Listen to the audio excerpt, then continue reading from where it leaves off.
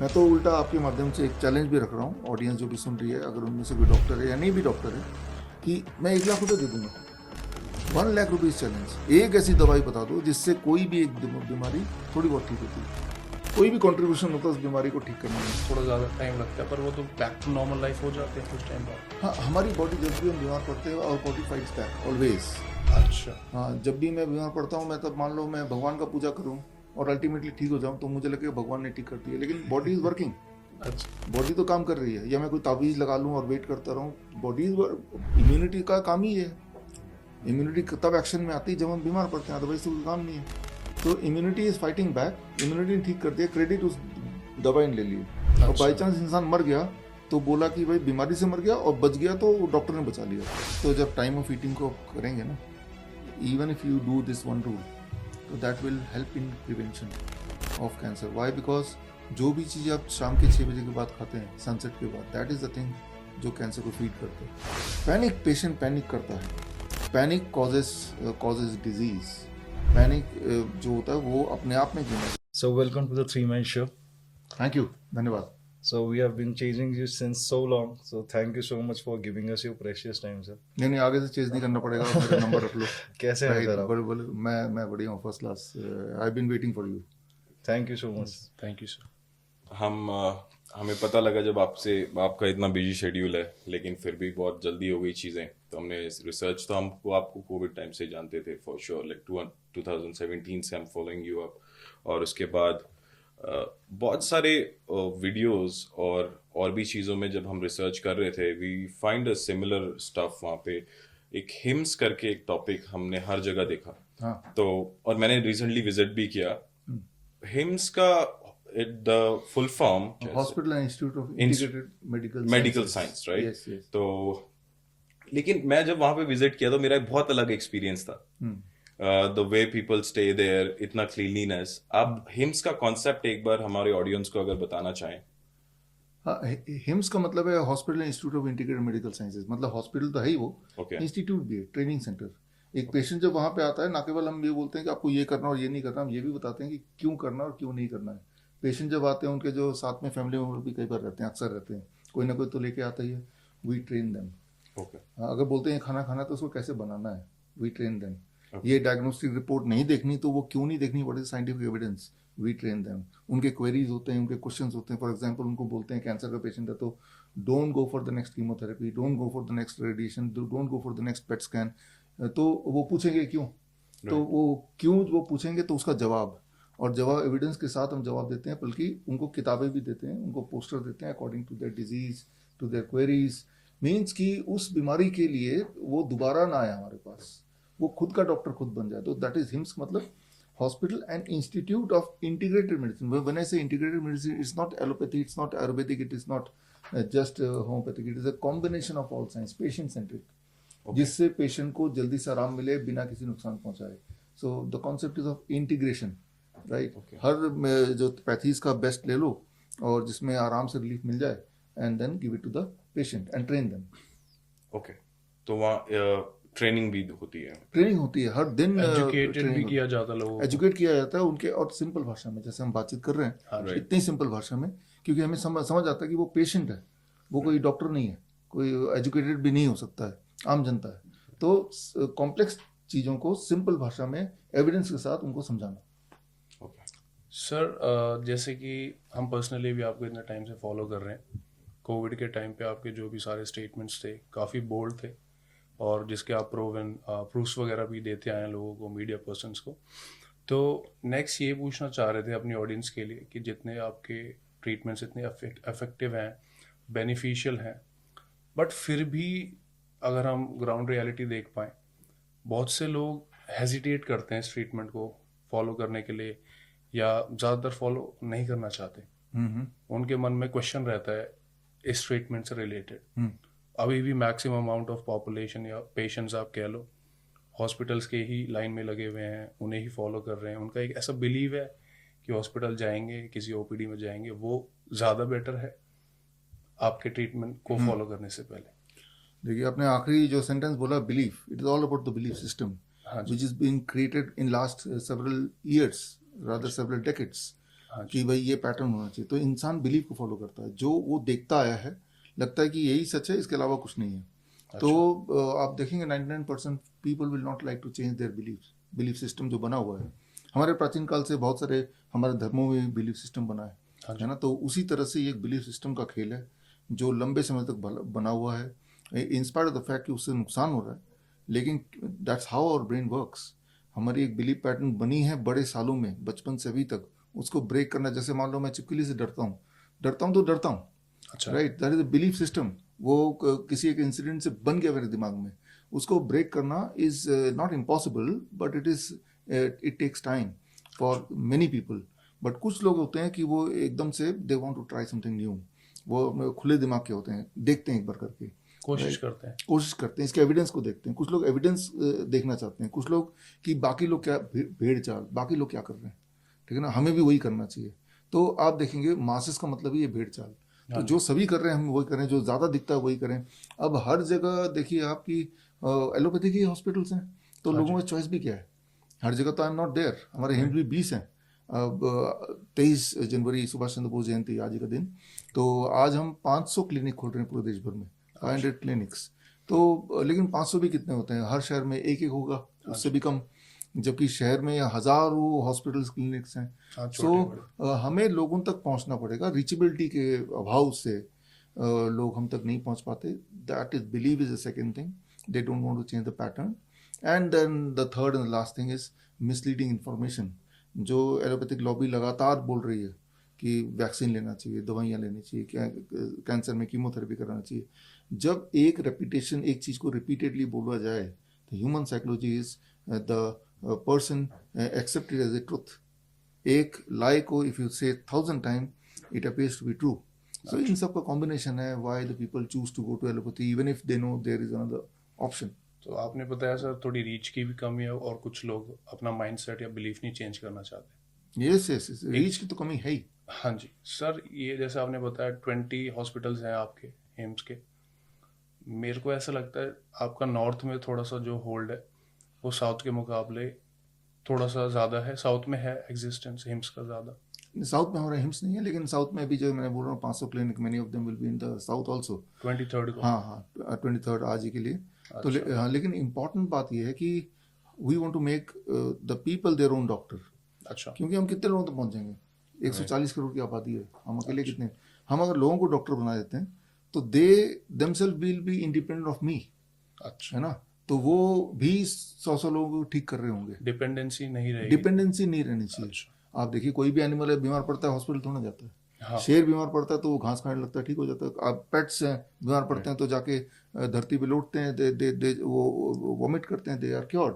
So cure is nothing कि जहाँ पे डॉक्टर के इंटरवेंशन की जरूरत है for most of the things, right. अगर आपको फीवर हो जाता है, कुछ खाओ पियो नहीं तो अपने आप ठीक हो जाओगे। When you are fasting with only water you will be cured. तो ये इनबिल्ड एक इनेट इंटेलिजेंस हमारे अंदर भगवान ने तो डाली थी, लेकिन वो पोल्यूट हो चुकी है। बाकी animals they do by there instinct. जैसे ही कोई जानवर बीमार पड़ता है तो खाना छोड़ देता है, राइट, वो घास खाने लगता है, बिल्ली फॉर एग्जांपल, राइट। तो ये इनर इंस्टिंक्ट को दोबारा जगाना है। लोगों को बोलना है कि your dependence in the drugs are spoiling you, right. तो एजुकेशन की जरूरत है। You don't need medication, you need education. तो we are working on that. Sir आप ये बताइए, इतने समय से ये चीज़ चली आ रही है कि everybody is going through allopathic medicine. आपका पर्सनल पॉइंट क्या है सर इस चीज़ को लेके, कि मतलब आप अगेंस्ट क्यों हैं एलोपैथिक मेडिसिन से बिकॉज या इनके ट्रीटमेंट से? हाँ, मैं अगेंस्ट इसलिए because it is harming people. For example, you must know this, chemotherapy causes cancer. You must know this, PET scan causes cancer, radiation causes cancer. तो जो चीज़ से कैंसर होता है उसी चीज़ को कैंसर के पेशेंट को बोल के दिया जा रहा है कि इससे आप ठीक हो सकते हैं। तो जो चीज़ से वो और बीमार पड़ेगा वही चीज़ उसको दिया जा रहा है, राइट। तो दैट इज अबाउट वन।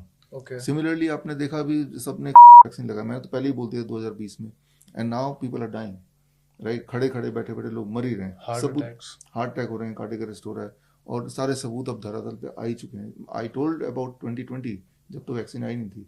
तो ये दो उदाहरण है ऐसे। आप किसी भी बीमारी के उसमें, मैं तो ये बोलता हूँ जब मेरे मेडिकल कॉन्फ्रेंसेस होते हैं, सारे डॉक्टर साइंटिस्ट बैठे रहते हैं, कि एक ऐसी दवाई का नाम बताओ एलोपैथी में जिससे कोई एक बीमारी थोड़ी बहुत ठीक हो जाए। मैं तो एक्सपेक्ट भी नहीं कर रहा पूरी ठीक हो जाए। There is no evidence in their own literature जहाँ पे ये सिद्ध हो कि इस बीमारी में इस दवाई से ये बीमारी ठीक हो सकती है थोड़ी बहुत। पूरी तो छोड़ ही दो, पूरी तो है ही नहीं, थोड़ी बहुत भी नहीं है। सिर्फ ये है जो एविडेंसेस हैं कि इस बीमारी में ये दवाई देने से बीमारी और लिंगर ऑन करती है। For example, if you are suffering from infection, fever, paracetamol लेंगे तो you will take 15-20 days to get healed. If you don't take anything you will get healed in 2-3 days, right. लेकिन जैसे ही fever होता है paracetamol खा लेते हैं, you linger on the disease. ये सारी चीज एविडेंस में है, ये मैं तो बोल ही रहा हूँ। ये सारी चीज मेडिकल लिटरेचर में दिया हुआ है। तो जो मेडिकल लिटरेचर में वो नहीं बता के medical industry saying something else, right. ये दवा लो, वो ये नहीं बता रहा है कि आपको फास्टिंग करना है, यू विल बी क्योर्ड। लेकिन फास्टिंग करना बोलने से तो उसका बिजनेस नहीं चलेगा। दवाई देगा तो वो लगातार 15 दिन तक तो आएगा ना, कुछ तो मतलब पैसा आप देगा। कह रहे हैं कि स्टडी में मेंशन है कि allopathic medicines is not good for health. Yes.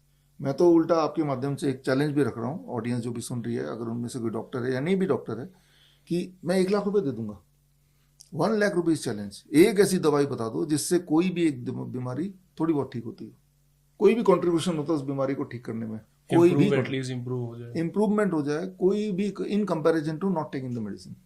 अच्छा सर, जैसा आप कह रहे हैं कि मतलब आप मैक्सिमम क्योर की या उस बीमारी के ख़त्म होने की बात नहीं कर रहे उस मेडिसिन से, आप कह रहे हैं एटलीस्ट थोड़ा इफेक्ट आ जाए। हाँ। बट सर ज़्यादातर लोग किसी बीमारी, किसी भी प्रॉब्लम में कोई भी मेडिसिन लेते हैं, बट वो शायद थोड़ा ज़्यादा टाइम लगता है, पर वो तो बैक टू नॉर्मल लाइफ हो जाते हैं कुछ टाइम बाद। हाँ, हमारी बॉडी जब भी हम बीमार पड़ते हैं और body fights back always.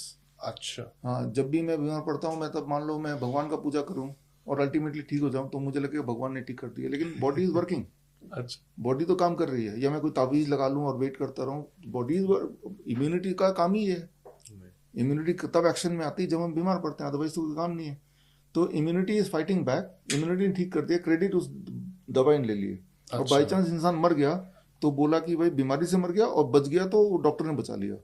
But जब बचा तो इम्यूनिटी ने ही बचाया, और जब मर गया तो इम्यूनिटी बचा नहीं पाई। For how many days a person should wait कि भाई मैं इतने दिन तो मैं देखूंगा कि मैं ठीक हो रहा हूँ कि नहीं हो रहा, उसके बाद ही मैं नहीं डॉक्टर से कंसल्ट करूंगा। देखिए, हम जो भी लोग दुनिया में आए सबको एक बार न मरना ही है, ठीक है, दैट इज ट्रू, ठीक है ना। We can not be immortal. मेरा स्टेटमेंट ये है कि भाई आप हॉस्पिटल जाओ ही मत, घर पे मर जाओ वो भी अच्छा है, क्योंकि हॉस्पिटल जाने से बहुत दुखदाई तरीके से मरोगे और पैसे भी जाएंगे आपके। सर बहुत सी सिचुएशंस ऐसी होती हैं कि किसी को कुछ नहीं पता होता, सब हॉस्पिटल ही जाना पड़ता है सबको। हाँ, क्योंकि दैट्स व्हाट, किसी को कुछ पता नहीं होता, यही हमारा काम है। मतलब वो सिचुएशन ऐसी हो जाती है कि शायद लास्ट के 5-10 मिनट बचे हैं, आप उसे लेकर हॉस्पिटल पहुंचो, ऐसा लगता है। लेकिन हॉस्पिटल में कोई जादू तो है नहीं। पर सर घर पे क्या करेंगे? आपके पास चॉइस दो, तो मैं तो बोल रहा हूँ मंदिर ले जाओ, फिर अच्छा, चिड़ियाघर ले जाओ, फिर घर पे कुछ नहीं करेंगे तो वहां ले जाओ। जिस तरह से मंदिर जाने से कुछ फायदा नहीं होगा, कम से कम कुछ नुकसान नहीं होगा, but comparative to that hospital लेने से नुकसान होगा। फॉर एग्जाम्पल, मान लो किसी को हार्ट अटैक आ गया, है ना, यहीं पे हार्ट अटैक आ गया किसी को, अब the common sense is go to the hospital. लेकिन हॉस्पिटल में वो कोई भगवान तो बैठा नहीं है, एक इंसान बैठा है, उसके पास कुछ टूल्स, कुछ दवाइयाँ होंगी। क्या वो दवाई, एविडेंस कहती है कि ये दवाई लेने से इस इंसान के बचने के चांसेस बढ़ जाएंगे? Answer is no. अच्छा, इंपॉर्टेंट ये है, ठीक है ना। मान लो 2 लोग हॉस्पिटल पहुंचते हैं हार्ट अटैक से, एक का इलाज करने लगता है डॉक्टर और दूसरे को नहीं इलाज देता, पैसे नहीं उसके पास। क्या जिसको इलाज नहीं मिला उसके मरने के चांसेस बढ़ जाएंगे? बट जो लिटरेचर में अभी तक के एविडेंसेस हैं वो ये कहते हैं कि जिसने, अब विश्वरूप.com/हार्ट अटैक में जाएंगे तो ये सारे एविडेंस मिलेंगे आपको, कि जिसने इलाज नहीं कराया या जो हॉस्पिटल नहीं पहुंच पाया, वो उसके जिंदा रहने के चांसेस अधिक होते हैं। आपने देखा भी होगा, रिसेंट हार्ट अटैक्स में क्या, हार्ट अटैक की बात कर रहा हूँ, आपने अक्सर देखा होगा कि हॉस्पिटल की इमरजेंसी में doctor heart attack, emergency ward में हार्ट अटैक आया, वो मर गया। अच्छा, इट इज वेरी कॉमन। तो वो तो इमरजेंसी रूम में ही था, सारा कुछ इक्विपमेंट थी, वो खुद भी डॉक्टर है और भी डॉक्टर है, वो क्यों नहीं बचा पाए, है ना। जितने ज्यादा you are close to the hospital, the science says more chances that you have a higher mortality. अच्छा, हाँ, मृत्यु दर उसकी बड़ी, जितने दूर रहोगे हॉस्पिटल से उतने ज्यादा जिंदा रहोगे। ये सारी चीजें मेरी इमेजिनेशन नहीं है। अच्छा, ये these are all science backed. और मैं तो बोल रहा हूँ कि कोई अगर मुझे कॉन्ट्रडिक्ट करना चाहता है आपके चैनल में, तो आके डिबेट कर ले मुझसे, जो भी मैं यहाँ बता रहा हूँ इसको कोई भी गलत साबित करेगा एक भी पॉइंट को तो मेरी तरफ से हर गलती पे 1 लाख रुपए। ठीक है। आपका कोई पर्सनल व्यू है किसी को cardiac arrest all of a sudden आ जाए तो what should be the very first step? देखिए यहाँ पे 2 बातें हैं, एक तो हार्ट अटैक हुआ, एक cardiac arrest, these are 2 different things. Okay, let's take cardiac arrest. हाँ, कार्डियक अरेस्ट मतलब कार्डियक अरेस्ट का मतलब होता है death, that is called cardiac arrest. Cardiac arrest is electrical failure, ठीक है ना। इलेक्ट्रिकल फेलियर का मतलब होता है डेथ। तो जब इलेक्ट्रिकल फेलियर होगा तो कोई सांसें नहीं आएगी उसको। ये कैसे होता है आप बता सकते हैं थोड़ा इसका प्रोसेस क्या, मतलब हाँ, बॉडी में क्या चेंजेस आते हैं एकदम से जो जब सांसें ना हो, पल्स ना हो, दैट इज डेथ। और वो अगर वह उसी कंडीशन में 4 मिनट से अधिक रहेगा तो अब वापस नहीं आ सकता। और 4 मिनट से पहले पहले अगर आप CPR जिसे बोलते हैं, कार्डियक कंप्रेशन करेंगे तो chances are he will come back within 4 minutes. क्योंकि 4 मिनट तक ब्रेन में जो ऑक्सीजन रहता है अभी भी, बॉडी में ऑक्सीजन है अभी भी, तो brain is not dead. And after 4 minutes the brain cells will start dying because oxygen तो आ नहीं रहा, सांस तो ले नहीं रहा, पल्स तो है ही नहीं। Now the once the brain is dead, now the person can not recover. तो जैसे ही कार्डियक अरेस्ट में आया, you have to do CPR। अब अगर वो सोचे कि इसको हॉस्पिटल ले जाओ तो 4 मिनट तो गए ना। हाँ जी, राइट है ना, gone. And how about heart attack?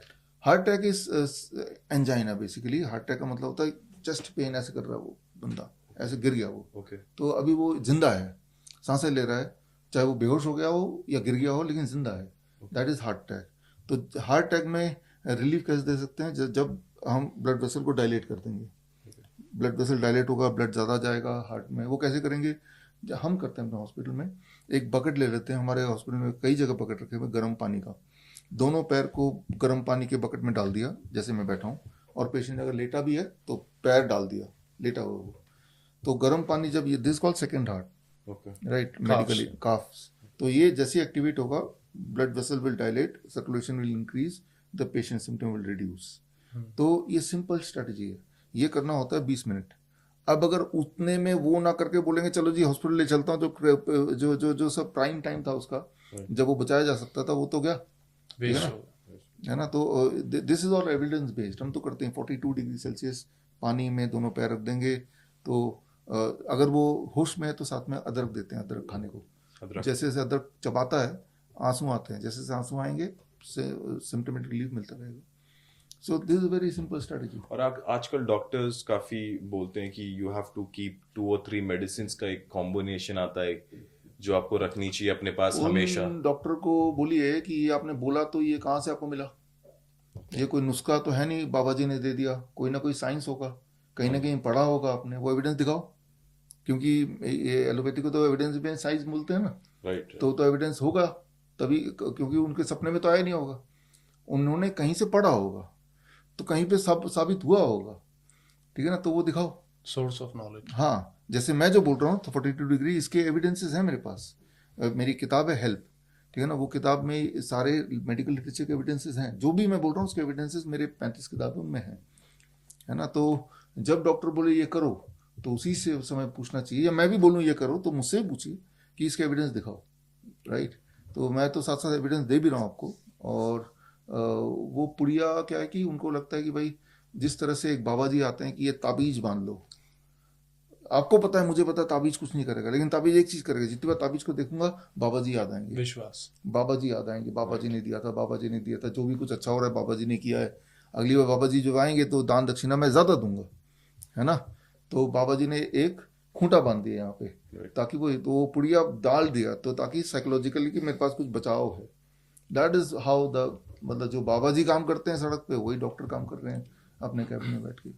Sir आपके जवाब में ना मुझे सबसे बड़ा रोल पेशेंट के लिए लग रहा है पैनिक का। पैनिक, पेशेंट पैनिक करता है, पैनिक कॉजेज डिजीज। पैनिक जो होता है वो अपने आप में बीमारी। आप देखो, जैसे एक पेशेंट हेल्दी है, उसको रिपोर्ट मिलती है कि आपका बायोप्सी की रिपोर्ट आ गया, उसमें कैंसर पाया गया। अब देखो कि कुछ ही सेकंड के अंदर वो पेशेंट अधमरा हो जाता है उसी वक्त, तो पैनिक हो गया ना, even if it is a false report, ठीक है ना। उसकी जान निकल गई उसी वक्त, उसका बिहेवियर चेंज हो गया, उसकी थॉट प्रोसेस चेंज हो गया। अभी तो वो जा रहा था मूवी देखने, सोचेगा कि मैं विल किसको लिख के जाऊं, कैसे अपने बाकी के दिन बिताऊं, ये सब सोचेगा ना वो। हाँ, फैमिली का क्या। हाँ, तो पैनिक कॉजेस डिजीज। वो बीमारी से नहीं मरा, वो पैनिक से बीमार हो गया। पैनिक से immunity it goes down, it shuts. अच्छा। Panic can cause instant death also. तो पैनिक इज ए मेन बीमारी। जब आप पैनिक में होता है, आपका टेम्परेचर बढ़ जाता है, बॉडी का फीवर आ जाता है, होता है कई बार, राइट। Okay. तो पैनिक एक मेजर डिजीज है। अगर आप किसी को पैनिक करा सको तो आप बहुत बड़े डॉक्टर बन जाओगे, क्योंकि फिर तो आपके पास आएगा, वो पेशेंट बन गया ना। डरा दो। जैसे आजकल चल रहा है HMPV का, देख ही रहे हैं Right. टीवी में, जी। वो पैनिक है, पैनिक कराओ। आपकी इतनी सारी बुक्स, जैसे आपने बात करी, आपकी बहुत बुक्स में बहुत सारी नॉलेजेस हैं, तो उसमें आपका एक क्लेम है कि every disease is curable at home, like most of the diseases can be curable at home. इस स्टेटमेंट को आप कैसे जस्टिफाई करेंगे? हाँ देखिए, ऐसे जस्टिफाई करूंगा। मान लो बात करते हैं, एक पौधा इमेजिन कीजिए मेरे हाथ में है, और पौधे के जो पत्ते हैं वो बीमारी है, ठीक है ना, ट्यूमर है वो। अब ट्यूमर है, तो पत्तों को गायब करना है मुझे, तो एक तरीका सर्जरी, पत्तों को काट दूं, तो ट्यूमर गायब है नहीं, दिखाई नहीं दे रहा, ठीक है ना, या पत्ते दिखाई नहीं दे रहे। लेकिन कुछ दिन बाद आएंगे तो पत्ते मिलेंगे वहाँ की नहीं, नए पत्ते आएंगे कि नहीं, नए पत्ते आ जाएंगे, हाँ, रीग्रो हो जाएगा। हाँ रीग्रो हो जाएगा, फिर दोबारा काट दो, राइट। तो अगर आप चाहते हैं पत्ते चले जाएं, तो मुझे क्या करना पड़ेगा, जो सोर्स है नीचे से जड़ें हैं, उनमें खुराक देना बंद करना पड़ेगा। पत्ते will die its own death, है ना। तो अगर आपका ट्यूमरस ग्रोथ हो रहा है, तो there must be some source. It can be animal protein, it can be some refined food, it can be something else. तो जो भी सोर्सेज है उसको स्विच ऑफ कर देंगे, it can not grow, it has to die its own death. तो इस तरह से कुछ ऐसे प्रोटोकॉल्स हैं जो घर पे किए जा सकते हैं, और घर पे ही करना है, हॉस्पिटल में वो करने देंगे नहीं, एंड आवर पेशेंट रिकवर्स। जैसे कुछ बेसिक बीमारियों के जैसे मैं एक एग्जांपल देता हूँ। हाँ जी। Don't eat after sunset. Sunset के बाद जो खाते हैं वो बॉडी में डिपॉजिट बनता है, वो ट्यूमर बनता है, वो स्टोन बनता है, वो ब्लॉकेज बनता है, तो हमने खाना ही नहीं है, तो वो वही खुराक बनती है। तो पहला तो हम बोलते हैं पेशेंट्स को कि भाई, डायबिटीज़ का पेशेंट आया, मान लो बीपी का आया, हार्ट का आया, कि आप एक ही काम करो, शाम जो लोग मुझे सुन रहे हैं यहाँ पे, आप पहले 10 दिन के लिए मेरी कोई बात ना मान के सिर्फ एक बात मान लो, डोंट ईट आफ्टर सनसेट। शाम के 6 हो गए, डिनर पहले फिनिश कर लिया। सिर्फ एक चीज करने से विद इन 7 to 15 डेज आपका ब्लड शुगर नीचे आने लगेगा, ब्लड प्रेशर नीचे आने लगेगा, सिम्टोमेटिक रिलीफ मिलने लगेगा, 15 से 21 दिन में घुटने के दर्द कम होने लगेंगे, 1 महीने के अंदर जो मोटे लोग उनका 5% वेट घटने लगेगा। तो जो चीजें डिपॉजिट करती हैं बॉडी में, टॉक्सिक करती हैं, वो तब होता है जब आप आफ्टर सनसेट खाते हो। अच्छा। तो अभी तो लोग 10 बजे खाते हैं रात को, टीवी देखते हुए, नेटफ्लिक्स देखते हुए। सर, वर्क कल्चर भी ऐसा ही है, जैसे बहुत से लोग ऑफिस के बाद इतनी लेट घर पहुंचते हैं। That is also to be blamed. बहुत से लोगों के लिए पॉसिबल नहीं है 6 बजे हाँ, dinner। तो वो तैयार हो जाए कि वो बीमारी रहेंगे। और कुछ लोग तो लाइफ टाइम नाइट शिफ्ट ही करते हैं, उनका टाइम जोन चेंज रहा है। हाँ, पूरे दुनिया में देखा गया, those who do night shift, emergency doctor, soldiers, flight के लोग, गार्ड्स, ऐसे बहुत सारे प्रोफेशन हैं जो they are at important professions, जहाँ पे they have to work on night. That means वो दिन में सो रहे होंगे तो रात को ही खा रहे होंगे। उनमें मोर्टिलिटी रेट इज हाईएस्ट, उनमें हार्ट डिजीज हाईएस्ट, उनमें कैंसर इज हाईएस्ट, उनकी जो last stage of the life है वो सबसे ज़्यादा दयनीय स्थिति होती है। ये सारे जो आंकड़े अगर आपको चाहिए, मैंने इसी पे एक किताब लिखी है, द सर्केडियन डॉक्टर। उसमें पूरे दुनिया के सारे जो नाइट शिफ्ट के नर्सेज जैसे हैं, उनके सारे आंकड़े हमने दिए हैं। तो ये एक मेजर कंसर्न तो है ही। तो नाइट शिफ्ट तब तक करो जब तक हेल्दी है, जैसे ही बीमार पड़ गए तो you change the shift, right. चाहे घर बैठ जाओ, राइट, स्विच करो या घर ही बैठ जाओ, क्योंकि अब मर ही जाओगे तो उससे अच्छा तो भाई जॉब ही चली जाए। And the moment you come back to the original, don't eat after 6 PM, the disease reverses. तो शाम को 6 बजे बाद नहीं खाना, ये करने के लिए कहीं हॉस्पिटल जाने की आवश्यकता नहीं है। हाँ, ये तो खुद तो ही that's follow what I am saying कि घर पे ही हम ठीक हो सकते हैं। एंड मैं तो बोल रहा हूँ आप लोगों को, जो लोग मुझे सुन रहे हैं, एक बार के लिए you try only once, 10 days। हाँ 10 days के लिए एक बार करके देखिए, इफ यू गेट रिलीफ, 1 हफ्ता और बढ़ा दीजिए। सर, जैसे कि आपके बारे में ना रिसर्च करते हुए कई जगह हमने ना ये देखा कि आप काफ़ी सारे लोगों के लिए हेल्पफुल भी रहे हो। बहुत ज़्यादा सीरियस सिचुएशन कंडीशंस में भी लोग बहुत रिवाइव हो गए। आपके जो मेथड्स हैं, सारी चीज़ें बहुत लोग फॉलो करते हैं, उनको बहुत हेल्प भी हुई है। बट उसके अलावा भी एक दूसरा साइड जो हम देख पा रहे थे, बहुत से लोग आपके सारे जो मेथड्स हैं, रेमेडीज़ हैं, थेरेपीज़ हैं, इसको क्वेश्चन करते करते आपका जो एजुकेशनल बैकग्राउंड है ना, उसको एक्सेप्ट नहीं करते। वो टोटली उसको क्वेश्चन कर देते कि इट डजेंट एग्जिस्ट और समथिंग लाइक दैट। तो उसको थोड़ा सा इलैबोरेट करके हमारे लिए, हमारी ऑडियंस के लिए बता सकते हैं आप? हाँ, देखिए इसको एक ही करके लेते हैं इसमें। प्लीज। पहले तो जब मान लो मैंने बोला कि 42 डिग्री सेल्सियस पानी में जब आप बैठेंगे तो आपका फीवर गायब हो जाएगा, और साथ में मैंने आपको एविडेंस भी दे दिया, हेल्प हाँ। वाली बुक में एविडेंस मिल गया। अब मेरा रोल खत्म हो गया, मेरी क्वालिफिकेशन क्या है, मैं क्या करता हूँ, मेरी लाइफस्टाइल क्या है। आपको एक सोल्यूशन दिया और सोल्यूशन मैंने सोर्स किया है वो भी पकड़ा दिया। सर वो आपकी ही बुक है? मेरी बुक में जो एविडेंस है वो मेरी नहीं है, अच्छा। वो यूनिवर्सल एविडेंस है, जो वो मेडिकल लिटरेचर का एविडेंस है। यानी कि वो जो एविडेंस है that is from the main stream medical science, अच्छा। जर्नल्स के रेफरेंसेस। सर जो एलोपैथिक डॉक्टर्स पढ़ रहे हैं, जो मेन स्ट्रीम डॉक्टर्स हैं, उन्हीं की रेफरेंस है, तो वो भी वो चीज पढ़ते हैं? आपके पास जो प्रूफ है वो भी वो भी चीज सेम है? एविडेंस है, सेम ही एविडेंस है, वो भी पढ़ते हैं, उनको पता लेकिन है। ये थॉट प्रोसेस में फिर डिफरेंस क्यों है? क्योंकि Way of अगर treatment अलग मान लो क्यों है? मैं डॉक्टर हूँ और आप मेरे पास आए हो फीवर के इलाज के लिए, मैं बोलूँ गर्म पानी में बैठ जाओ ठीक हो जाओगे, तो पैसे नहीं मिले। पैसे नहीं मिलेंगे। मैं तो क्लियरली बोल रहा हूँ, पैसे फिर आप आओगे नहीं, अगली बार फीवर पड़ेगा, वो क्यों जाना, मैं कर लेता हूँ खुद ही।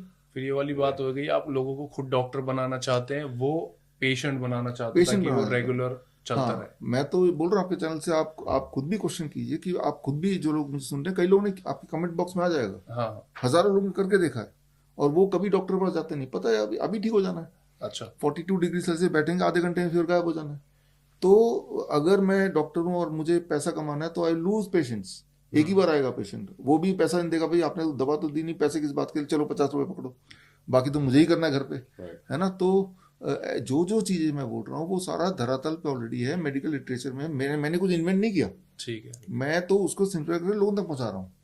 तो जो नॉलेज पहुंचा रहा हूँ उस नॉलेज को लो, उसके सोर्स को ले लो। अब मेरा रोल खत्म है, और एक बार करके देख लो, नहीं हो रहा तो भूल जाओ उसको, ठीक है ना। अब कहाँ आते हैं, एजुकेशन क्वालिफिकेशन पे आते हैं, जो आपका सेकंड पार्ट था। मेरी मैंने जो ग्रेजुएशन है that is from engineering, Punjab engineering college Chandigarh से, प्रोडक्शन इंजीनियरिंग में मैंने इंजीनियरिंग की है। Post graduation in diabetes and PhD in diabetes and chronic kidney disease. PhD मेरी ऑलरेडी है, और श्रीधर यूनिवर्सिटी पिलानी में, जहाँ से already doctorate in chronic kidney disease. तो this is the basic qualification, जो कि जैसा आपने बोला कि लोग ऑब्जेक्ट करते हैं। अब इम्पॉर्टेंट ये है कि मैंने अभी जैसे पॉडकास्ट चल रहा है, आप जो लोग मुझे सुन रहे हैं, सुन के उन्होंने घर पे कर लिया, वो ठीक हो गए। ना तो आपने यहाँ मेरे पास आए, ना मैं आपको बुला रहा हूँ, आप घर पे ही ठीक हो गए, और दोबारा कर रहे फिर भी ठीक हो गए, और एविडेंस भी आपको दे ही रहा हूँ। तो ऑब्जेक्शन का सवाल कहाँ आता है? मैं तो बोल नहीं रहा हूँ कि भाई मैं MBBS MD हूँ, मैं तो पहले से ही बोल रहा हूँ, मेरी हर किताब में लिखा है मेरी क्वालिफिकेशन, मेरे वेबसाइट में मेरी सारे सर्टिफिकेट्स ऑलरेडी हैं, है ना। तो इंजीनियरिंग बैकग्राउंड है। कुछ जाम्बिया का भी इन्वॉल्वमेंट है आपके एजुकेशन में? Alliance international university, they gave me diabetes पे ऑनरी डॉक्टरेट। 2017 जब मैं गया था लंदन, वहाँ पे मेरी रिसर्च पब्लिश हुई, तो दे ऑल्सो हैव कम, ठीक है ना। मेरी रिसर्च थी कि मैंगो खाने से डायबिटीज़ ठीक होती है, दैट इज मीठा फल खाइए, डायबिटीज़ भगाइए। तो जो लोग मीठा नहीं खाते डायबिटीज़ के चक्कर में, आप अगर मीठा खाएंगे, भरपूर मीठा फल, जैसे मान लो चीकू है, जैसे आम है, जैसे अंगूर है, नेचुरल शुगर की बात, हाँ, जैसे डेट्स है, खजूर, है ना। तो आप 3 दिन के अंदर, 2 से 3 दिन में your blood sugar will steeply drop and you have to throw the medicine. Actual causes of diabetes? Causes of diabetes is diabetes is not a disease, it's called high blood sugar. High blood sugar कब होता है? जब आप refined खाते हैं, white sugar. हाँ, refined मतलब जैसे कुक्ड फूड खाएंगे ज़्यादा और रॉ नहीं खाएंगे तो ब्लड में शुगर एक्यूमुलेट होने लगता है। फिर रॉ की मात्रा जब बढ़ा दो फ्रूट्स एंड वेजिटेबल की, एंड कुक फूड को थोड़ा घटा दो, तो ब्लड शुगर नीचे आने लगता है। चाहे कोई एक्सरसाइज कर रहा है नहीं कर रहा है, वो कोई हाँ, प्रॉब्लम नहीं है उस चीज से। इररिस्पेक्टिव ऑफ दैट, एक्सरसाइज करेगा that will add to the benefit. But मान लेते हैं एक्सरसाइज नहीं कर रहा, 70% ऑफ द डाइट, तो we call it DIP diet. 70% of raw खाओ फ्रूट्स एंड वेजिटेबल, 30% कुक्ड खाओ, and also don't eat after 6 PM, if not 6 PM 8 PM का तो खाओ ही मत। अच्छा। ब्लड शुगर आप देखेंगे 2-3 दिन में इट विल गायब होना ही है, वो नीचे जाएगा ही, आपकी मजबूरी हो जाएगी इंसुलिन कम करो, नहीं तो हाइपोग्लाइसेमिया में चले जाएंगे। तो सर सिर्फ यही एक रीज़न है कि आपने भी वही एजुकेशन बैकग्राउंड से हैं, आप भी वही चीज़ें आपने पढ़ी हैं और मेन स्ट्रीम डॉक्टर्स भी वही पढ़ते हैं, सिर्फ पैसा ही एक मेन रीज़न है, वो एक्चुअल क्योर नहीं बता रहे हैं लोगों को? पैसा ही मेन रीज़न है। जैसे आपके माध्यम से भी तो डॉक्टर्स भी सुन रहे होंगे, इतने ज़्यादा बड़े सर्जन्स हैं, स्पेशलाइज्ड डॉक्टर्स हैं। अब बड़े का डेफिनेशन क्या है? जिसको ज़्यादा पैसा है वो बड़ा है, बड़ा हॉस्पिटल वो बड़ा है या जितने लोगों को ठीक किया वो बड़ा है? हाँ, है ना? तो ज्यादा जब आप लोगों के सोचेंगे कि ये बड़ा डॉक्टर है तो आपके दिमाग में आएगा कि बड़ा हॉस्पिटल है, खूब बड़ी गाड़ी है, खूब सारा पैसा है, बहुत लोग जानते हैं, ये डेफिनेशन है।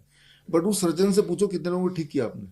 सक्सेस रेट क्या है? हाँ, आप किसी भी डॉक्टर से पूछो क्या आपने किसी भी बीमारी से कोई भी एक पेशेंट को ठीक किया है, तो बता दो। ठीक है ना? क्या डायबिटीज के एक भी पेशेंट को आपने ठीक कर दिया हो तो बता दो। अगर तो ठीक किया तो बड़ा डॉक्टर।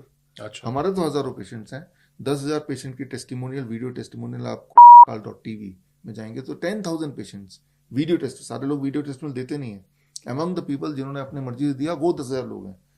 किसी भी एक डॉक्टर के पास आप चले जाओ, कोई पॉडकास्ट कर लो कि आप एक पेशेंट दिखा दीजिए जिनको आपने डायबिटीज से आज़ादी दिला दी, ब्लड प्रेशर से आज़ादी दिला दी, क्रॉनिक किडनी डिजीज ठीक कर दिया हो, एक पेशेंट, ओनली ठीक वन। है। आपने सर, मैंने आपसे अभी पूछा रीजन फॉर डायबिटीज, कुछ बेसिक ऐसे रेमेडीज वगैरह जिससे क्योर हो सकती very simple. The first step तो ये है कि don't eat before 8 AM, don't eat after 6 PM। है? काफ़ी लोगों को तो 10 दिन में इसी से फर्क पड़ जाना है, लेकिन आप और जल्दी चाहते हैं 2 दिन में फर्क पड़ जाए, तो ब्रेकफास्ट, फ्रूट ब्रेकफास्ट पेट भर के। ठीक है ना? जैसे मेरा weight 70 kg into 10, 700 grams of fruit at least. इस ज़्यादा खा सकते हैं लेकिन कम नहीं खाइए इससे। लंच में जब भी बैठे पहले सलाद खा लीजिए 350 ग्राम, 700 ग्राम का आधा हो गया। उसके बाद रोटी सब्जी खा लीजिए। डिनर 6 बजे से पहले करना, पहले सलाद खाना है 350 ग्राम, फिर रोटी सब्जी खाना है। नो एनिमल प्रोटीन, जैसे dairy product is animal protein, no packed and refined food. The moment you do it within 48 hours. मेरा कैंप कल से शुरू है, 72 आवर्स का कैंप होता है और पूरे जब भी कैंप होता है हर महीने होता है, पैक्ड होता है। सेकेंड डे तक दवाइयाँ छोड़नी पड़ती लोगों को। इंसुलिन को 50% तो कम से कम रिड्यूस करना पड़ता है, लेकिन कैंप में आने की आवश्यकता नहीं, घर पे कर लो ये। अच्छा, है ना? ये जो मैंने बताया ये घर पे करो आप, और अपने अपने ब्लड शुगर को मॉनिटर करो, क्योंकि ब्लड मॉनिटर नहीं करेंगे तो दवाई तो उतनी ही लेंगे ना। फिर आप देखेंगे ब्लड शुगर नीचे जा रहा है, आप हैरान होंगे, दवाई छोड़ दी फिर भी नीचे जा रहा है, फिर जाके वो नॉर्मलाइज हो जाता है। तो ये बड़ा सिंपल रेमेडी है, ये कोई भी कर सकता है आसानी से। सर मेरा एक सवाल है, आप सिर्फ किसी ऑर्गेनाइजेशन के अगेंस्ट नहीं है, आप बेसिकली एलोपैथिक के अगेंस्ट है। मेरा सवाल ये है सर कि फॉर सपोज अगर मैं बहुत पीछे से चलूँ, ठीक है, ये सवाल तो एजुकेशन सिस्टम पे भी उठता है, ठीक है। एक नॉर्मल स्टूडेंट होता है, वो 11th में साइंस स्ट्रीम लेगा, अच्छा खासा पढ़ेगा, बहुत अच्छी रैंक लेके आएगा, उसके बाद बहुत अच्छे पैसे पे करेगा किसी अच्छे कॉलेज के लिए, फिर वहाँ पे पढ़ेगा, या फिर हम कहते हैं कि वो फॉरेन चले जाएगा, वहाँ पे बहुत अच्छी पढ़ाई करेगा, उसके बाद फिर यहाँ पे आएगा, तब उसका एक नाम होता है बहुत बड़ा डॉक्टर है, वहाँ से पढ़ के आया है, ऐसा है ऐसा है ऐसा है। तो बहुत सारे सर पैसे लगते हैं बेसिकली इंडिया में एक डॉक्टर बनने के लिए, ठीक है। तो क्या एजुकेशन सिस्टम ही खराब है सर, या फिर मतलब ये सवाल जो है कि उनको नहीं पढ़ाते इन चीज़ों के बारे में कि it is very easy to handle? मैं आपको इसका जवाब देता हूँ, कॉन्क्रीट जवाब। एजुकेशन सिस्टम का जो सिलेबस बनता है, अगर हम MBBS की सिलेबस बनता है, वो syllabus unfortunately is made by the pharma companies. वो बनाती है। वो आप बोलते हैं इसने MD कर लिया, MD का फुल फॉर्म क्या है? Marketing of drugs, MD, right? Doctor of medicine होता तो DM होना चाहिए था ना। Actually it is marketing drug, मैं तो ऐसा बोलता हूँ। अच्छा, ठीक है ना? I say this is marketing of drug, they are doing that. तो 5 साल में 7 साल में सिर्फ दवाइयों के, ड्रग्स के मार्केटिंग ही सिखाते हैं। ये दवाई ऐसे ठीक कैसे होगा? जो मैंने अभी 2-4 चीज़ें बताई, चाहे वो डाइट का बताया, चाहे टाइम ऑफ ईटिंग बताया जिसे बॉडी क्लॉक बोलते हैं, राइट, तो चाहे हॉट वाटर बताया, ये सब साइंस का पार्ट है, ये मैंने नहीं इन्वेंट किया। So you are saying nobody is learning ये नहीं of पढ़ाते root causes? हाँ, वो नहीं पढ़ाते, वो रूट कॉज तो पढ़ाते हैं। आप देखो ना, कोई भी डॉक्टर है, कैंसर का खुद ही कैंसर पेशेंट है, हार्ट का डॉक्टर हार्ट पेशेंट है, डायबिटीज डॉक्टर खुद ही डायबिटीज दवाई खा रहा है। मान लो जो खुद ही अपने आप को ठीक नहीं रख पा रहा डॉक्टर होने के बाद, वो जनता को कैसे ठीक रखेगा? तो उनका जो सिलेबस है that is being design by pharma companies. ठीक है ना? तो मैंने मेरी किताब है हाई कोलेस्ट्रॉल और मेडिकल फ्रॉड, तो उसमें एक सेक्शन में मैंने ये दिया हुआ है। एक और किताब है why the mortality rate drops when the doctors goes on strike. उसमें इस पॉइंट को लिया है कि एजुकेशन सिस्टम में जब सिलेबस बनता है, वो सिलेबस कैसे बनता है? Okay. भगवान ने तो बना के भेजा नहीं है, इंसान ने बनाया है, तो वो इंसान कौन है? तो उस एजुकेशन सिस्टम में भी आप कह रहे हैं प्राइवेट सेक्टर, फार्मा कंपनीज का इन्वॉल्वमेंट है बहुत बड़ा। आप देखिए ना, जितने सारे पॉलिटिकल पार्टीज को डोनेशन आती है, 50% donation only from the health sector अच्छा and less than 50% from rest of the sectors. तो उनका जो मेडिकल लॉबी का जो पूरा इन्फ्लुएंस होता है to change anything according to their convenience. मान लो आप पॉलिटिकल पार्टी, आपको आधा डोनेशन तो मेडिकल से आई है, तो वो जो बोलेंगे वो आप करोगे. हाँ फॉलो करना डील टाइप. डील हो गया, क्योंकि आपको पैसा आगे भी चाहिए. सर के ना बहुत रेवोल्यूशनरी आंसर्स है जो बहुत सारे बदलाव ला सकते हैं मेडिकल इंडस्ट्री में पूरे में. वो तो शायद इसीलिए तैयार भी है 1-on-1 डिबेट के लिए. मैं तो बोल रहा हूँ, हमने 3 महीने का कोर्स तैयार किया है, CIM certificate in integrative medicine, certified by Shridhar university. हमारे स्टूडेंट्स अभी 5,000 स्टूडेंट हैं हमारे. आप हमारे, और ये उन्हीं में से 500 लोगों ने क्लिनिक आज लॉन्च करना है. तो MD डॉक्टर वर्सेस मेरे 3 महीने वाले स्टूडेंट, उनका बेसिक बैकग्राउंड कुछ नहीं है, सिर्फ 3 महीने का कोर्स किया. राइट. मैं तो बोलता हूँ, सभी को बता रहा हूँ आज आपके माध्यम से, कि आप 2 पेशेंट को ले आओ एक ही तरह के, एक मेरे स्टूडेंट को दे दो, एक दुनिया के देश के सबसे बड़ा बिल्डिंग वाले हॉस्पिटल को दे दो. देखो कौन ठीक होता है जल्दी. राइट. और कोई ठीक होता है, कौन ठीक नहीं होता. दूध का दूध, पानी का पानी आ जाएगा. टेस्ट कर लेते हैं, अगर आपके पेशेंट रिकवर हो जाते हैं. हमारे पेशेंट को तो मैंने 10,000 टेस्टिमोनियल बताए हैं, रिकवर हुए हैं. मैं तो बोल रहा हूँ, कौन सा हॉस्पिटल है जो 10,000 पेशेंट तो क्या 10 पेशेंट दिखा सके, जो कि cancer, heart disease, kidney failure, diabetes, BP, ये 5 बीमारी नाम ले रहा हूँ. कोई भी एक हॉस्पिटल एक पेशेंट दिखा दे, इस पेशेंट को हमने ठीक कर दिया, दिखा दे एक. इंडिविजुअली तो कैंसर पेशेंट, डायबिटिक पेशेंट्स की प्रॉब्लम जो होती है वो फेस करते हैं, वो अलग चीज़ है, लाइफ लॉन्ग. कई बार पूरी फैमिली इस प्रॉब्लम में आ जाती है. हर बार एक पेशेंट बीमार पड़ता है, पूरी फैमिली बीमार पड़ गई. फाइनेंशियली, इमोशनली दिन रात वो चिल्ला रहा है, रो रहा है, पैसे भी खर्च हो रहे हैं. एक इंसान को लेके जाना है, उसको लेके आना है, उसकी ध्यान रखना है, नर्स रखेंगे. तो 1/3 जो भारत की जनता है, हर साल it goes below poverty line just because they are paying the medical bills. 1/3, 1/3, कितनी बड़ी, मतलब सोचिए, हर 3 में से 1 आदमी. और बाकी लोग जो अमीर हैं वो थोड़े गरीब हो जाते हैं, गरीब है बिल्कुल ही चले जाते हैं. सर आपने DIP डाइट की बात करी, आपने बॉडी क्लॉक की बात करी. एक टर्म आप यूज करते हैं सर्केडियन रिदम जो होता है. हाँ. इसका एग्जैक्टली ये कैसे वर्क करता है और इसके पीछे का लॉजिक क्या है? देखिए, एक एक्सपेरिमेंट कीजिए आप लोग सब, जो लोग सुन रहे हैं वो करें. सुबह 10 बजे आप अपना ब्लड प्रेशर चेक करो, एक ही दिन. राइट. और मान लो 140/90 आता है. अब उसी दिन रात को 10 बजे ब्लड प्रेशर चेक करो. आप हैरान होंगे कि उस दिन रात को 10 बजे हमेशा नीचे आएगा उससे 120/80. Okay. Right. Morning it will be here, evening will be here, every night. Right. और ये दिस इज की बॉडी का एक टाइम टेबल है. बॉडी प्री डिसाइडेड है कि इतने बजे मुझे ब्लड प्रेशर इतना रखना है, इतने बजे ब्लड प्रेशर इतना रखना है. और जब वो डिप होता है ब्लड प्रेशर, तो आपको नींद आती है. किसी एक दिन नींद नहीं आएगी तो उस दिन ब्लड प्रेशर चेक कर लो, आप पाएंगे कि वो उल्टा हो गया है ना. तो बॉडी, और सोने से पहले अपना टेम्परेचर चेक करो, तो आप देखेंगे सोने से पहले, इमीडिएट पहले temperature will be dropped by the body themselves by ½ degree. ठीक है ना. तो और हर रात बॉडी ये कर रहा है, क्योंकि हर रात हम सो ही रहे हैं ना. तो जब बॉडी अपना टेम्परेचर डिप करता है, BP डिप करता है, वी फॉल स्लीप. तो बॉडी ने कब टेम्परेचर बढ़ाना है, कब ब्लड प्रेशर बढ़ाना है, कब बॉडी में, सुबह 4 बजे अपना ब्लड शुगर चेक करो, किसी भी दिन आधी रात को अलार्म लगा के उठो, आप देखेंगे आपका ब्लड शुगर बिल्कुल डीप नीचे जाएगा. लेकिन जब 6 बजे उठेंगे तो वही ब्लड शुगर ऊपर दिखाई देगा. हर दिन विदाउट फेल, बिना भूले, बॉडी 4 से 5 के बीच में या 4 से 6 के बीच में कुछ शुगर लिवर ब्लड में डालती है. तो बॉडी ने अपना एक टाइम टेबल बनाया हुआ है, जिसका मैंने एक आध एग्जाम्पल दिया. राइट. आप 2 बोतल ले लो, एक बोतल में पूरे दिन का पेशाब जो करते हैं उसी में करो, भर दो. एक बोतल में आधी रात को पेशाब आती तो उसमें भरो. आप देखेंगे दिन भर का बोतल जो है वो 3 गुना ज़्यादा भरा होगा इन कंपेरिजन टू द रात वाला. किसी केस में जो उल्टा होता है, they are chronic kidney disease patient या प्रोस्टेट पेशेंट होते हैं, उनका ही उल्टा होता है. यानी कि बॉडी का एक टाइम टेबल है, वो टाइम टेबल जब बिगड़ेगा, that is called circadian clock, body clock, जो मैंने एग्जाम्पल 3-4 दिए. तो ये टाइम टेबल बिगड़ता है तो हम बीमार पड़ते हैं. इस टाइम टेबल को सुधार दिया तो बीमारी गायब हो जाती है. सुधारेंगे कैसे? वही बात कि जैसे अपने टाइम ऑफ ईटिंग को अपने 8 AM to 6 PM के ब्रैकेट में रखा, ये सारे पैरामीटर बॉडी का टाइम टेबल ठीक होने लगता है. आपको कैसे पता चलेगा ठीक होने लग रहा है?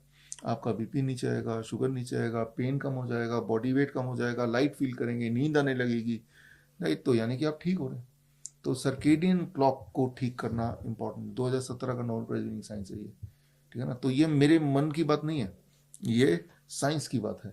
तो time of eating if you can correct, most of the disease start vanishing. और इसमें व्हाट टू ईट भी आता है? What to be eat, yes आता है। जो हम खाते हैं वो भी हमारे बॉडी के टाइम टेबल को इन्फ्लुएंस करता है। ओके। तो जो DIP डाइट जब मैंने बनाया था, 14 साल हो गए इसको बनाए हुए, जो क्लिनिकल ट्रायल भारत में भी हुए, नेपाल में भी हुए, मलेशिया में भी हुए, गवर्नमेंट बॉडी से हुए। हेल्थ मिनिस्ट्री ने किया भारत में, आयुष मिनिस्ट्री ने, नेपाल हेल्थ मिनिस्ट्री ने किया क्लिनिकल ट्रायल्स। तो ये जब मैंने बनाया था तो ये बॉडी क्लॉक को समझते हुए बनाया था कि जब आप DIP डाइट, इस तरह का डाइट लेंगे जो मैंने थोड़ी देर पहले बताया, तो आपका body clock will start repairing, correcting, कि किस टाइम पे कौन सा हार्मोन कितने अमाउंट में बॉडी प्रोड्यूस करना है, वो बॉडी ने पहले से ही तय किया टाइम टेबल। जैसे हमारा टाइम टेबल है, आपने टाइम टेबल बनाया होगा, आज मुझे 10 बजे यहाँ आना है, 11 बजे फिर एक और जगह जाना है, एक टाइम टेबल आपने बनाया होगा, रोज का बनाया होगा, सुबह से 5 बजे उठना ही है, जिम जाना है। सो सिमिलरली बॉडी का time table, that is called circadian clock, उसको डिस्टर्ब कर दो, you will get sick, cancer, heart disease. उसको दोबारा रिस्ट्रक्चर कर दो, you will gate cure. Sir आपके नाम पे आई थिंक वर्ल्ड रिकॉर्ड भी है 198 पुशअप्स का। हाँ, ये बात है 2007 की। 2007 2007 में 1 मिनट में 198 पुशअप्स का रिकॉर्ड है। ओके। और 2006 में Guinness book of world record में मेरा नाम है, 2008 के एडिशन में आया था, 6 में रिकॉर्ड बनाया था, ठीक है ना। That is fastest memory, memorizing ability, fastest memory का भी। हाँ। तो ये दोनों इसलिए मैंने बनाया ताकि मैं ये बताना चाह रहा था कि एक आम इंसान भी जब फोकस करता है तो एक्स्ट्राऑर्डिनरी रिजल्ट पा सकता है। इसी से रिलेटेड मेरा एक सवाल था सर आज के यूथ के लिए। अब जिम बहुत नॉर्मल हो गया है सर, जिम सब जानते हैं, और स्टेरॉइड्स भी बहुत नॉर्मल हो गया है। स्टेरॉइड्स को लेके आपका क्या पॉइंट है सर? स्टेरॉइड तो लेना नहीं चाहिए, पहली बात तो ये क्यों नहीं लेना चाहिए, जैसे अभी भी होता है circadian clock, it disturb the circadian clock of the body and you are destined to be sick. आप ऐसे बीमार पड़ेंगे कि आपको अगर कोई रिवाइंड करने बोले वापस जाके आप ठीक कर सकते हो तो आप कभी स्टेरॉइड नहीं लेंगे। हमने देखे हैं स्टेरॉइड, हमारे तो हॉस्पिटल में आते हैं ऐसे ऐसे पेशेंट्स हैं, एक टाइम पे अच्छे खासे बॉडी बिल्डर थे, लेकिन अब उनकी हालत ऐसी कि 2-4 लोगों को तो पकड़ के लेके जाना पड़ता है उनको, है ना। तो स्टेरॉइड वाले भी सर 198 पुशअप्स नहीं मार पाएंगे। स्टेरॉइड वाले तो कुछ भी नहीं कर पाएंगे, स्टेरॉइड वाले से बॉडी दिखा पाएंगे। स्टेरॉइड वाले जो हैं, जो लोग सुन रहे हैं मुझे, एक्सपेरिमेंट कीजिए, तो कैसे पता चलेगा इंसान स्टेरॉइड लेता है कि नहीं। बॉडी तो बाहर से दिख रही है, बॉडी क्या पता नेचुरल है कि नहीं। आप उसको बोलिए 100 मीटर दौड़ कर दिखाओ, 100 मीटर, स्टेरॉइड वाला आदमी 100 मीटर नहीं दौड़ सकता। और जिसने नॉर्मली नेचुरली बॉडी बनाई है या नहीं भी बनाई है वो दौड़ लेगा, आम इंसान जो नॉर्मल है। लेकिन स्टेरॉइड वाला 100 मीटर नहीं दौड़ेगा, वो हाफेगा, राइट। वो बॉडी उसकी जो कॉस्मेटिक बॉडी तो है उसकी, दिखाने के लिए तो ठीक लग रही है, वो भी टेम्परेरीली, लेकिन वो उसकी जो एक्चुअल जो उसकी एंड्योरेंस है वो नहीं होगी। आपकी डाइट जो 198 पुशअप्स आपने किए थे, द वर्ल्ड रिकॉर्ड, तो आपकी डाइट उस टाइम पे कैसी थी? कोई स्पेसिफिक ऐसा न्यूट्रिशन रहा? नहीं, मेरा शुरू से ही रहा है कि lots of fruits and lot of vegetables should be part of my meal. Okay. तो और कोई स्पेसिफिक था नहीं, तो उसी का कंट्रीब्यूशन रहा होगा। And is every day you do one extra push up. आज मैं एक मिनट में 30 लगा पा रहा हूँ, तो कल मैं सिर्फ एक बनाने की कोशिश करूँ, 31, 32, 33, ऐसे करते करते जाएंगे। नो सेट, आप कंटिन्यूशन में मारते थे टाइम देख के? हाँ, कॉन्टिन्यूस, वो तो सेट भी करता था, तब तो रोज करता था। रोज के मेरा था कि 1500 पुशअप तो रोज मारने ही है। 1500 पुशअप? हाँ, तो 1500 मारने ओवर पीरियड। जैसे मान लो खाली बैठे हैं, फटाफट 100 मार लिए, ऑफिस में मार लिया दरवाजा बंद करके, है ना। घर पे अचानक 100 मारने में कितना मिनट लगेगा? 2 मिनट। सर जैसे अभी नेचुरल चीज़ों की आप बात कर रहे हैं कि आप फ्रूट एंड वेजिटेबल पे डिपेंड रह के, और ये जो एक टाइम पीरियड है इस बीच डाइट्स लेके, रात को कुछ ना करके आपने ये रिकॉर्ड बनाया, फिजिकली बहुत फिट थे, इसमें सीमन रिटेंशन का भी कोई रोल है? नहीं, कोई रोल नहीं है। अच्छा। हाँ, देखिए सीमन को रिटेन करेंगे तो क्या होगा, वो बनने के बाद it has to go out. तो कई लोगों को सोते वक्त वो निकल जाएगा रात के, है ना, तो it has to go out. वो बॉडी बनाती है एक लिमिटेड टाइम के लिए, या तो आप निकालो या बॉडी उसको निकाल के फेंक देगी, that is waste for the body. उसको रोक के रखेंगे तो सोचेंगे कि बॉडी में कोई ना कोई कंट्रीब्यूशन होगा, ऐसा नहीं है, ऐसा नहीं। It has to be discarded then body. जिस तरह से बाल आप नहीं भी काटोगे तो भी मतलब उसका कोई एडवांटेज नहीं है, बाल तो बॉडी लगातार उगा रही है, नाखून तो लगातार बढ़ा रही है, वैसे ही ब्लड भी नया नया बॉडी बना ही रही है हर दिन, है ना। वैसे सीमन हर दिन बनेगा, हर दिन डिस्कार्ड होगा, बनेगा डिस्कार्ड होगा, it is cyclic process. Sir एक क्वेश्चन ऐसा भी है जो आज इंडिया में काफ़ी ज़्यादा ट्रेंडिंग है कि कैंसर को लेके कुछ नई चीज़ें आ रही हैं, बहुत से लोग परेशान हैं, मतलब एक बीमारी दूर है, कोई फैमिली बिल्कुल ख़त्म होने के कगार पे आ जाती है। तो एग्जैक्टली है क्या कैंसर, और आपके हिसाब से, हिम्स के हिसाब से क्या कर आपने सकते हैं? कैंसर का अलग टर्म बता रखा है कुछ? हाँ देखिए, कैंसर प्रिवेंशन। हाँ प्रिवेंशन, दो बातें ना। एक तो जब टाइम ऑफ ईटिंग को आप करेंगे ना, even if you do this one rule, तो that will help in prevention of cancer. Why? Because जो भी चीज़ आप शाम के 6 बजे के बाद खाते हैं, सनसेट के बाद, दैट इज़ द थिंग जो कैंसर को फीड करता है, ट्यूमर को फीड करता है। तो 6 बजे खाना ही नहीं। तो कैंसर सेल तो बॉडी में है सबके, मेरे भी है, आपके भी है, थायराइड में सबके 100% लोगों के है, लेकिन वो डॉर्मेंट स्टेज पे है। वो एक्टिवेट कब होगा? जब उसको कुछ खाना मिल जाएगा। That is mainly when you eat too late for long long time, तो उसको फीड होने लगता है। तो और जब आप 6 बजे खा लिया, फिर अगले दिन सुबह 8 बजे खाना है, वो जो एक ब्रैकेट ऑफ 14 आवर्स है, दैट इज़ कॉल्ड ऑटोफेजी। ऐसे टाइम पे बॉडी को आप खाना तो देने रहे, तो बॉडी कहाँ से खाना खाएगा? वो फिर कैंसर सेल को खाता है body. It is called medically autophagy. It is also Nobel prize winning science. ये शायद Okay, you are saying cancer is already there in body. सभी के होता है, आपके बॉडी में भी। अगर अभी आपके थायराइड टेस्ट कराएंगे, करीब 170 to 100% चांसेस कि वो बायोप्सी के अनुसार वो डॉक्टर बोलेगा आप तो कैंसर पेशेंट है। सर एक बार आप बायोप्सी एक्सप्लेन कर सकते हैं, व्हाट एग्जैक्टली बायोप्सी इज? हाँ, बायोप्सी एक मिसलीडिंग टेस्ट है। उसमें क्या करते हैं, मान लो आपको यहाँ फोड़ा हो गया, तो डॉक्टर बोलेगा क्या पता कैंसर हो, यूं ही बोल देगा चलो बायोप्सी कराओ। तो वो जहाँ पे फोड़ा है वहीं से खरोंच के कुछ एक सेल ले लेंगे, ओके, उस सेल को स्लाइड में डालेंगे, उसको मैग्नीफाई करके देखेंगे, सेल के स्ट्रक्चर को देखेंगे, उसके कलर को देखेंगे। इन दोनों के बेसिस पे एक डॉक्टर ऐसे ध्यान से देखेगा, सोचेगा ये कैंसर सेल है कि नहीं। अच्छा, इसका डार्क कलर लग रहा है, स्ट्रक्चर अनइवन लग रहा है, चलो बोल देते हैं कैंसर सेल है, वो लिख देगा कैंसर। ठीक है ना। तो दिस इज बायोप्सी। वही वाला स्लाइड अगर हम किसी और को दिखाएंगे, किसी और पैथोलॉजिस्ट को दिखाएंगे, क्या वो भी सेम आंसर देगा? The answer is no. ये इंडिविजुअल जजमेंट पे डिपेंड करता है उस वक्त वो उसको क्या लग रहा है। वो कोई सटीक वो नहीं है, गोल्ड स्टैंडर्ड यूनिवर्सल नहीं है। Okay. नहीं है। सटीक तो तब माना जाएगा ना कि जितने ही पैथोलॉजी दिखाएं सब सेम ही आंसर बोले। कोई बोलेगा एबनॉर्मल बोलेगा, कोई बोलेगा नॉर्मल, कोई बोलेगा कैंसरस, कोई बोलेगा प्री कैंसरस, राइट। अगर जैसे कि बॉडी टेम्परेचर हाँ। कहीं से भी टेस्ट करा लो सेम दिखाएगा, बट आप कह रहे हो बायोप्सी सेम आंसर डिपेंड्स नहीं ऑन द इंडिविजुअल हाँ पर्सपेक्टिव। हाँ, पर्सपेक्टिव, वो कौन इंसान देख रहा है। तो वही वाला स्लाइड आप दूसरे पैथोलॉजी दिखाओगे, उसको ये नहीं पता कि पहले वाले ने क्या बताया था, उसका आंसर चेंज हो सकता है। ठीक है ना। इस पे भी रिसर्च हुई है, मतलब एक ही स्लाइड को करीब 850 पैथोलॉजी को दिखाया गया, तो उसमें करीब 48% ने बोला ये तो नॉर्मल है, 33% ने बोला ये तो एबनॉर्मल है, rest of them said cancer है। तो ये मेरी किताब है rabbit tortoise model for cancer cure, इसमें ये रिसर्च पेपर डाला है मैंने। तो आप बायोप्सी को बेस मान के अपने को कैंसर पेशेंट समझ लेते हो, ये मिसलीडिंग है। बायोप्सी नहीं बता सकती, इनफैक्ट कोई साइंस बता नहीं सकती कैंसर सेल और नॉर्मल सेल्स का डिफरेंस क्या है। एक कैंसर सेल भी, जैसे मान लो एक चोर आ गया, क्या उसकी शक्ल देख के बता सकते हो क्या ये चोर है? शक्ल तो उसकी वैसी होगी ना जैसे आम आदमी की तरह, उसके एक्शन देख के बता सकते हैं। चोरी करता हुआ सीसीटीवी में देख के बता सकते हैं, राइट। ठीक उसी तरह से cancer cell when in action only then उसको कैच कर सकते हैं, और एक्शन में कैच करने के लिए कोई सीसीटीवी कैमरा बॉडी में तो है नहीं, है ना। जब चीज़ हो चुकी है, ट्यूमर बन चुका है, ओनली देन वी नो, है ना। तो biopsy is misleading, PET scan is misleading. Science वहाँ तक पहुँचा नहीं कि सीसीटीवी लगा के जब कैंसर सेल का उत्पात मच रहा हो तो कौन से वाले सेल ने कैंसर बनाया वो पकड़ ले। Science is not mature like that. आज हमारा जो एक कैलेंडर लॉन्च करेंगे, आपको भी देंगे, जो मैं बता रहा हूँ उसके एविडेंस में in the form of cancer calendar, कि नॉर्मल सेल और कैंसर सेल में there is no clear cut distinction, जो कि कैंसर सेल में होता हो नॉर्मल सेल में नहीं होता हो।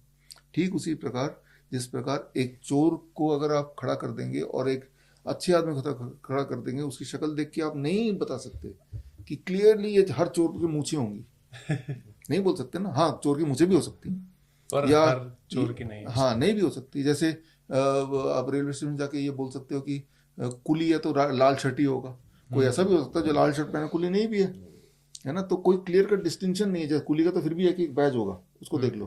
कैंसर सेल का वो भी नहीं है, ठीक है ना। जो भी प्रॉपर्टीज कैंसर सेल में पाए जाते हैं वही वाली प्रॉपर्टीज कई सारे नॉर्मल सेल में भी पाए जाते हैं। अच्छा, that is I will give the evidences. Sir chemo इतना नॉर्मलाइज कर दिया गया है कैंसर के ट्रीटमेंट में, जो कि बहुत एक्सपेंसिव है। कीमो का and you said chemo is इसका, हाँ, you decide, I will just give you evidence. Okay. Chemo किसी इंसान ने बनाया होगा, इन्वेंटर कोई तो होगा। आप सर्च कीजिए गूगल में, कीमो का इन्वेंटर कौन है? हिटलर। कॉन्सेंट्रेशन कैंप में मस्टर्ड गैस चैम्बर तो हुआ करता था, गैस चैम्बर। वो मस्टर्ड गैस एक्सपेरिमेंट बोलते हैं, जिसमें इंसान को गैस दिया जाता था ताकि उसको ना तो मरे ना जिंदा रहे, जिंदा लाश बन के रहे, बाल उड़ जाना, इम्यूनिटी खत्म हो जाना, सोचने शक्ति बुद्धि खत्म हो जाना, ताकि वो कंट्रोल में रहे। That was the aim. Hitler ने बनाया। हिटलर ने बनाया कॉन्सेंट्रेशन कैंप। ओके। हिटलर ने कॉन्सेंट्रेशन कैंप बनाया था, पूरी दुनिया को पता है। तो तब वो गैस चैम्बर में जो गैस यूज होता था, that is called mustard gas experiment बोला जाता है। उसके जो फैक्ट्रीज थे, जब वर्ल्ड वॉर 2 खत्म हुआ, उन्हीं फैक्ट्री में वही वाले गैस का नया नाम दे दिया chemical therapy. Same scientist, same group of scientist, Hitler scientist, और वही केमिकल थेरेपी को बोला जाता है कीमोथेरेपी, राइट। तो अब जरा सोचिए, वहां तो खैर उनको जबरदस्ती ले गया कॉन्सेंट्रेशन कैंप में, या तो खुद ही जा रहे हो, मेरा केमिकल थेरेपी कर दो। और इतना एक्सपेंसिव भी है। एक्सपेंसिव है भाई, एक तो मर ही रहे हैं ऊपर से। कैंसर से कैसे रिलेट कर दिया सर? कोई कारण नहीं है रिलेट करने का। आप तो, मैं तो बोल ही रहा हूँ कि आप क्यों रिलेट कर दिया, क्योंकि कोई ये सवाल पूछ नहीं रहा।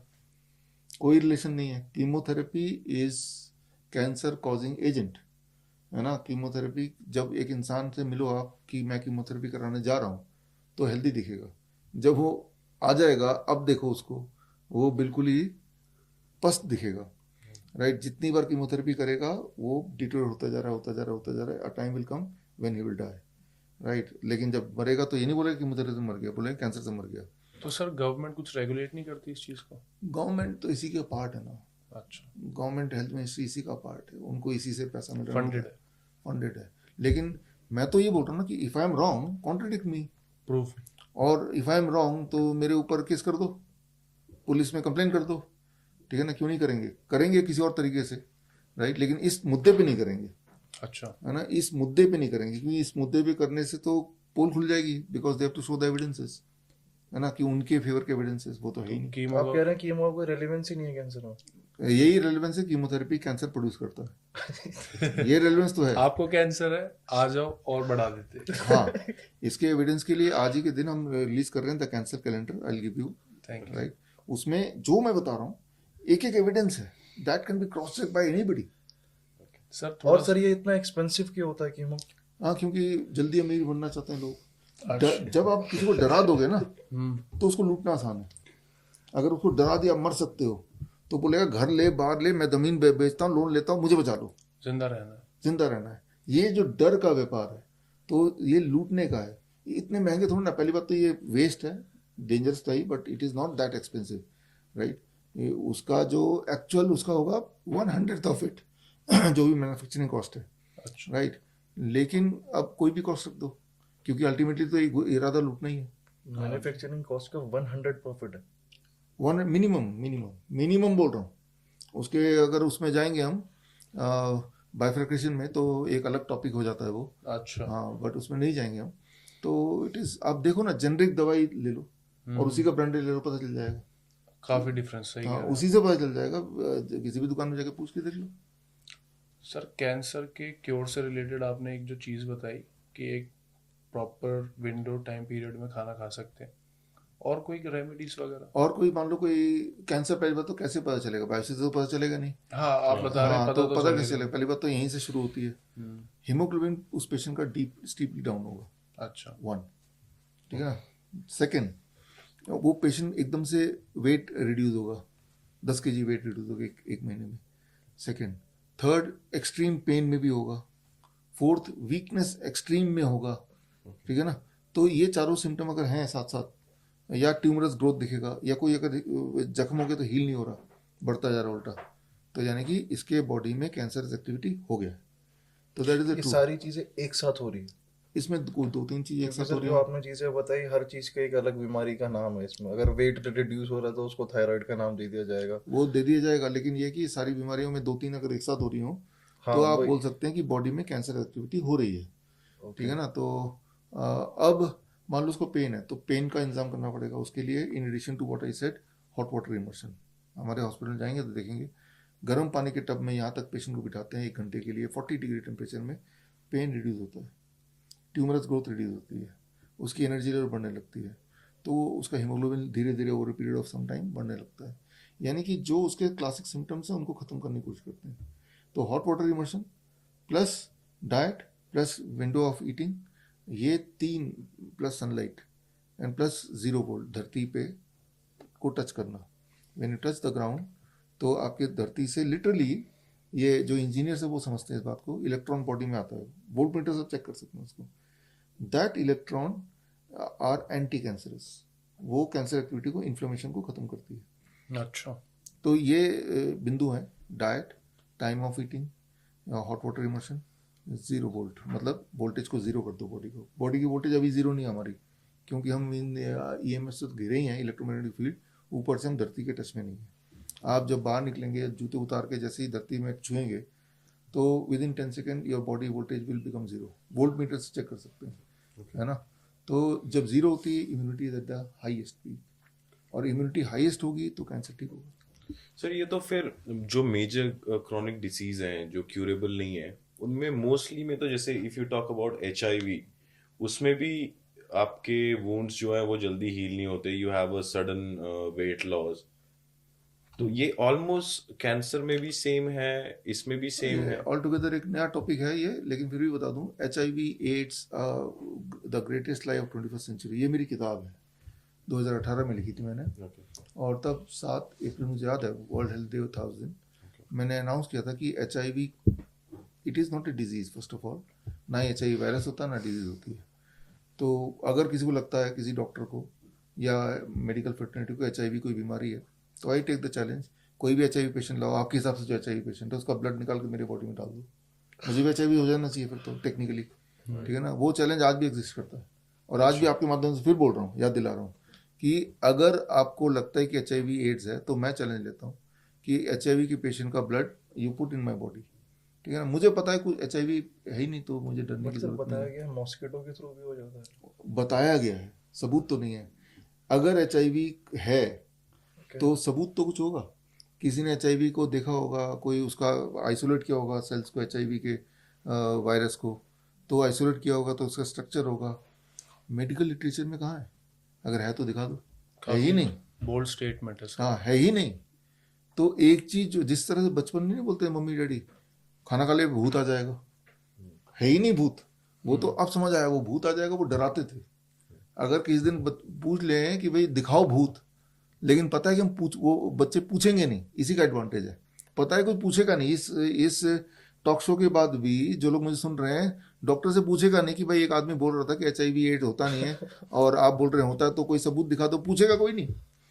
तो इसी का फायदा उठा रहे हैं, जैसे पेरेंट्स फायदा उठाते हैं बच्चे का कि ये पूछे, बच्चा डर के मारे पूछेगा नहीं कि भूत दिखाओ, इसीलिए एडवांटेज उठाते हैं ना। जब वो बड़ा होता है बच्चा, अब नहीं बोलेंगे भूत आ जाएगा, हाँ, पता है कि बच्चा मुड़ के बोलेगा तो दिखाओ भूत, है ना, तब नहीं बोलेंगे, मेरे सामने आके नहीं बोलेंगे, मेरे से कोई डिबेट नहीं करने वाला, क्योंकि मैं तो सबूत पूछूंगा, मैं अपना सबूत दिखाऊंगा। आम जनता पूछेगी नहीं, तो उन्हीं को HIV पेशेंट बना। हमारे पास फ्री हेल्पलाइन है हमारे फ़ोन नंबर पे, HIV so called HIV patient they can call. पहला स्टेप, स्टॉप द मेडिसिन। दूसरा स्टेप, मेडिसिन की वजह से जो साइड इफेक्ट हो चुके हैं उसको रिकवर करने के लिए ये जो मैंने डाइट बताया, स्टार्ट विद दैट। ऐसे 1000 पेशेंट्स के या सो कॉल्ड पेशेंट की डेटा हमारे पास है, जो एक टाइम पे HIV बोल दिया गया था, but now they are living healthy life. और जिसको भी हेल्थ मिनिस्ट्री को वो डेटा चाहिए तो मुझसे मांग ले। तो ये डेटा कहीं पोस्ट भी करते हैं? नहीं, हाँ, क्योंकि websites हैं। नहीं, HIV वाले नहीं पोस्ट करते, क्योंकि अच्छा, उनको वो एक टैबू confidential है, रहता टैबू है। है उनको, ओके, अच्छा, उनको पर्सनल। खुद ही टैबू है, क्योंकि समाज तो नहीं एक्सेप्ट किया ना। लेकिन वो हम मिनिस्ट्री को दे सकते हैं कि वो आगे ना किसी को, किसी ऑर्गेनाइजेशन के साथ शेयर कर ऑर्गेनाइज सकते हैं। मैं शेयर कर सकता हूँ, क्योंकि वो फिर उसके हिसाब से अगर पॉलिसी बनाना चाहती है या मुझसे डिबेट करना चाहती है, क्या पता मैं लोगों को झूठ बोल रहा हूँ, तो ये कन्फ्रंट करना चाहती है, तो डेटा है मेरे पास। मतलब थैंक यू बोलना चाहेंगे आपको कि आपने अपने बिजी शेड्यूल में से हमें टाइम दिया। So it was a wonderful experience with you, and काफी बेबाक जवाब थे आपके हमारे साथ। Thank you, thank you. बहुत एडवेंचरस और बहुत थ्रिलिंग लगे आपके जवाब, एंड बहुत मजा आया ये पॉडकास्ट करके। अगर आप अपना क्लिनिक स्टार्ट करना चाहते हैं या अपने एग्जिस्टिंग क्लिनिक को अपग्रेड करना चाहते हैं, अपने क्लिनिक में DIP diet, 3 step flu diet या grad system for chronic kidney disease या सर्केडियन चार्ट या zero volt therapy for all kind of inflammatory disease या पेन मैनेजमेंट के लिए एक्यूप्रेशर या ayurvedic panchakarma, vago stimulation therapy for better blood circulation या DAN protocol for lung disease, ये सारे protocol अगर आप इंक्लूड करना चाहते हैं तो स्क्रीन पे दिए हुए लिंक www.bishrup.com/clinic में जाके फॉर्म भरें।